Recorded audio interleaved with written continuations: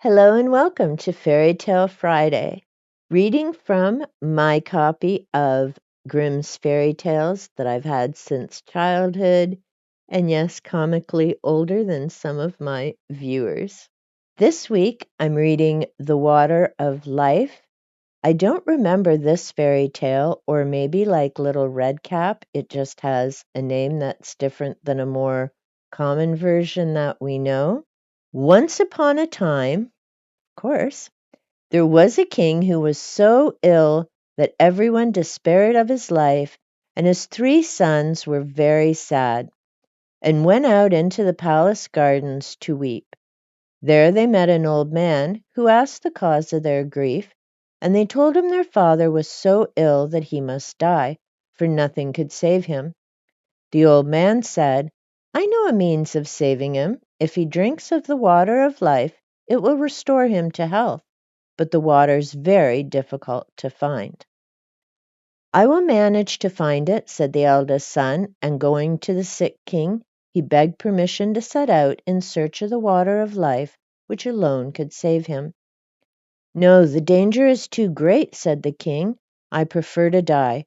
Nevertheless, the son begged and entreated so long that the king consented, and the prince went away, thinking in his own heart, "If I bring this water, I shall be the dearest to my father, and I shall inherit his kingdom."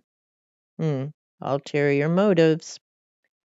After he had ridden a little distance, he met a dwarf on the road who asked him, "Whither away so quickly?" "You stupid dandiprat," replied the prince haughtily.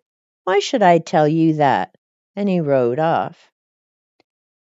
You know that's not going to go well. But the little man was angry, told you, and he wished an evil thing. So soon afterward the prince came into a narrow mountain pass, and the further he rode, the narrower it grew, till at last it was so close he could get no further, but neither could he turn his horse round nor dismount, and he sat there like one in the prison. Okay, I don't feel bad for the son, but it wasn't the horse's fault. Meanwhile, the sick king waited a long while for him, but he did not come, and the second son asked leave to go and seek the water, for he thought to himself, "If my brother is dead, the kingdom comes to me." At first the king refused to spare him, but at last he gave way, and the prince set out on the same road the elder one had taken, and met the same dwarf, who stopped him and asked him, "Whither ride you so hastily?" "Little dandiprat," replied the prince, "what do you want to know for?" And he rode off without looking round. The dwarf, however, enchanted him, and it happened to him as it had to his brother. He came to a defile where he could move neither forward nor backward. Such is the fate of all haughty people. Now, when the second son did not return, the youngest begged leave to go and fetch the water, and the king was obliged at last to give his consent. When he met the dwarf, and was asked whither he was going so hurriedly, he stopped and replied, "I seek the water of life, for my father is sick unto death." "Do you know where to find it?" asked the dwarf. "No," replied the prince. "Since you have behaved yourself as you ought," said the dwarf, "and not haughtily like your false brothers, I will tell you what you must do, and show you where you may obtain the water of life. It flows from a fountain in the court of an enchanted castle, into which you can never penetrate if I do not give you an iron rod and 2 loaves of bread.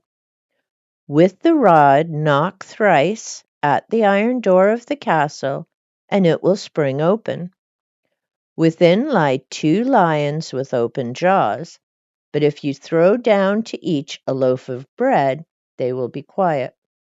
Then hasten and fetch some of the water of life before it strikes 12, for then the door will shut again, and you will be imprisoned." The prince thanked the dwarf, and taking the rod and bread, set out on his journey. When he arrived at the castle, he found it as the dwarf had said. At the 3rd knock the door sprang open, And when he had stilled the lions with the bread, he walked into a fine large hall where sat several enchanted princes, from whose fingers he drew off the rings, and he also took away with him a sword and some bread which lay there. A little further on he came to a room wherein stood a beautiful maiden, who kissed him and said he had freed her, and if he would come in another year their wedding should be celebrated, and he should have her whole kingdom. Then she told him where the fountain of the water of life was placed, and he hastened away lest it should strike 12 ere he gained it. Next he came into a room where a fine, clean-covered bed stood, and being tired he lay down to rest himself a bit. Dwarf didn't tell him about all the other princes and the little Chiquita. But he went to sleep, and when he awoke it struck the quarter to 12. The sound made him hurry to the fountain, from which he took some water in a cup which stood near. This done, he hastened to the door, and was scarcely out before it struck 12, and the door swung to so heavily that it carried away a piece of his heel. But in spite of this, he was very glad he had procured the water, and he journeyed homeward and passed again where the dwarf stood. When the dwarf saw the sword and the bread he had brought away, he declared he had done well, for with the sword he could destroy whole armies, and the bread would never come to an end.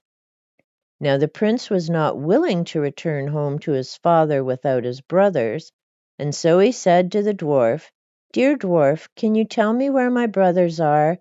They went out before me in search of the water of life, and did not return." "They are stuck fast between two mountains," replied the dwarf. "Because they were so haughty, I enchanted them there." Then the prince begged for their release, till at last the dwarf brought them out, but he warned the youngest brother to beware of them, for they had evil in their hearts. We've seen this play out before, and hopefully the youngest takes heed. When his brothers came, the young prince was very glad, and he related to them all that had happened to him, how he had found the water of life, brought away a cup full of it, and how he had rescued a beautiful princess who was going to wait for him a whole year, when he was to return to be married to her and receive a rich kingdom. After this tale, the three brothers rode away together, and soon entered a country where there were war and famine raging, and the king thought he should perish, so great was his necessity. The youngest prince went to this king and gave him the bread, with which he fed and satisfied his whole people, and then the prince gave him the sword, with which he defeated and slew all his enemies, and regained peace and quiet. This effected, the prince took back the bread and sword, and rode on further with his brothers. By and by they came to two other countries, where also war and famine were destroying the people. To each king the prince loaned his bread and sword, and so saved 3 kingdoms. Interesting that they didn't have to pass through any of this after they had met the dwarf, but, you gotta have filler and build up the story, right? After this, they went on board a ship. Seriously? Aren't they supposed to be rushing home to save their dad with the water of life? Maybe Stephen King read this fairy tale, and that's where all those big doorstop books came from. After this, they went on board a ship to pass over the sea which separated them from home. Okay, there was no talk of a sea separating them before. And during the voyage, the 2 elder brothers, here we go, said to each other, "Our brother has found the water of life, and we have not. Therefore, our father will give him the kingdom which belongs to us, and our fortune will be taken away." You had to know that was coming. With these thoughts, they became revengeful and consulted together how they should kill him, and one day, waiting till he was fast asleep, they poured the water out of his cup and took it for themselves, while they filled his up with bitter salt water. As soon as they arrived home, the youngest brother took his cup to the sick king that he might drink out of it and regain his health. But scarcely had he drunk a very little of the water, he became worse, for it was bitter as wormwood. While the king lay in this state, the two elder princes came and accused their brother of poisoning his father. But they had brought the right water, and they handed it to the king. So these geniuses didn't figure out they can't both inherit the kingdom, but they're going to knock off the youngest brother. Older siblings, I tell you. That's why I don't talk to mine. Scarcely had he drunk a little out of the cup when he felt his sickness leave him, and soon he was as strong and healthy as in his young days. The two brothers now went to the youngest prince, mocking him and saying, "You certainly found the water of life, but you had the trouble, and we have the reward. You should have been more cautious and kept your eyes open, for we took your cup while you were asleep on the sea, and moreover, in a year one of us intends to fetch your princess. Beware, however, that you betray us not. The king will not believe you, and if you say a single word, your life will be lost, but if you remain silent, you are safe." Well, I wonder which of these older jerks is gonna try and go get the princess. The old king was now very angry with his youngest son, who had conspired, as he believed, against his life. Seriously? What is it with these parents and a lack of brains, and why do they reproduce? Grr. Well, at least he reproduced one decent son out of the three. He caused his court to be assembled, and sentence was given that the prince should be secretly shot. And once as he rode out hunting, a huntsman was sent with him to perform the deed. By and by, when they were alone in the wood, the huntsman seemed so sad that the prince asked him what ailed him. I think we've heard part of this in another story as well, with a little girlie and an evil stepmother. The huntsman replied, "I cannot and yet must tell you." "Tell me boldly what it is," said the prince. "I will forgive you." "Alas, it is no other than I that must shoot you, for so has the king ordered me," said the huntsman with a deep sigh. The prince was frightened and said, "Let me live, dear huntsman, let me live. I'll give you my royal coat, you shall give me yours in exchange." To this the huntsman readily assented, for he felt unable to shoot the prince, and after they had exchanged their clothing, the huntsman returned home, and the prince went deeper into the wood. A short time afterwards, 3 wagons laden with gold and precious stones came to the king's palace for his youngest son. They were sent by the 3 kings in token of gratitude for the sword which had defeated their enemies and the bread which had nourished their people. At this arrival, the old king said to himself, "Perhaps, after all, my son was guiltless." "You think? Wow." And he lamented to his courtiers that he had let his son be killed. But the huntsman cried out, "He lives yet, for I could not find it in my heart to fulfill your commands." And he told the king how it had happened.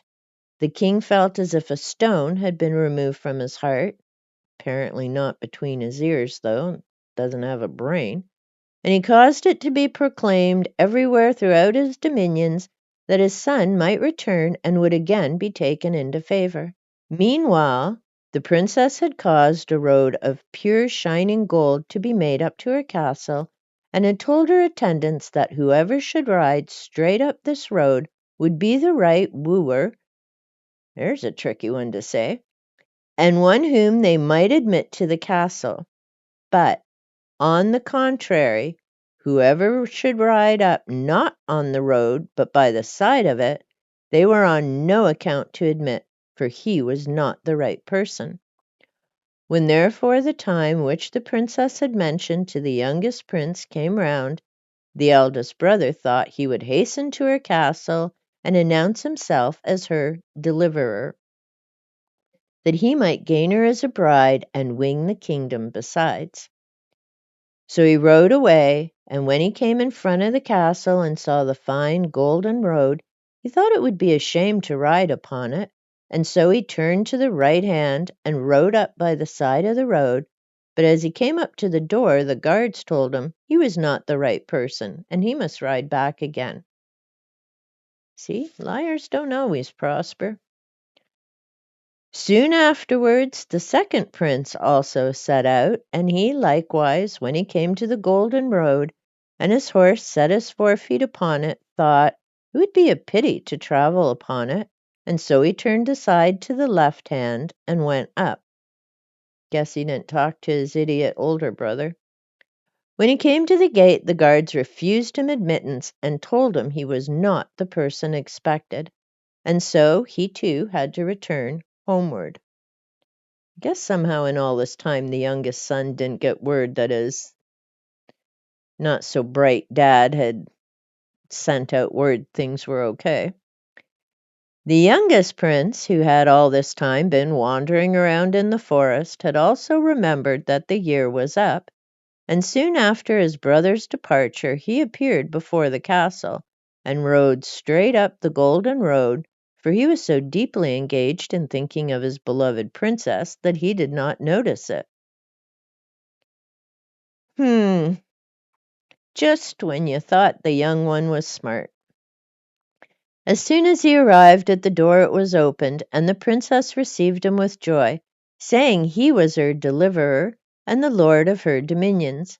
Soon after their wedding was celebrated, and when it was over, the princess told her husband that his father had forgiven him and desired to see him.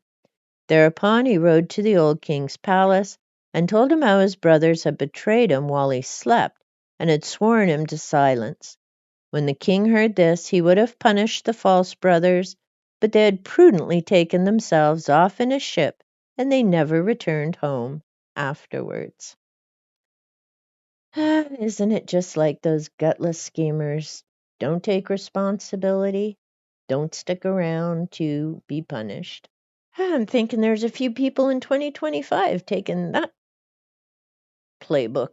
Well, it seems once again we have a parent not thinking too clear and couldn't put the pieces together when the two older brothers didn't return. We had a bunch of filler there with the extra trip. I do kind of remember that one.